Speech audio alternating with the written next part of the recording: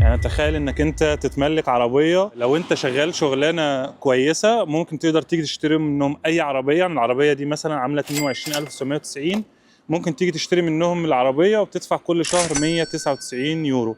بس لازم يكون معاك اقامه دايمه او الجنسيه، وتكون شغال بمرتب كويس. جميله جدا حتى لو هي جديده، يعني مش الهدف، ولكن تقدر تشتريها وتدفع بس 200 يورو كل شهر. معانا عربية كيا سيد برضو، ولكن دي اسمها اكس سيد.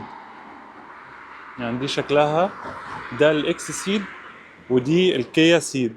تمام.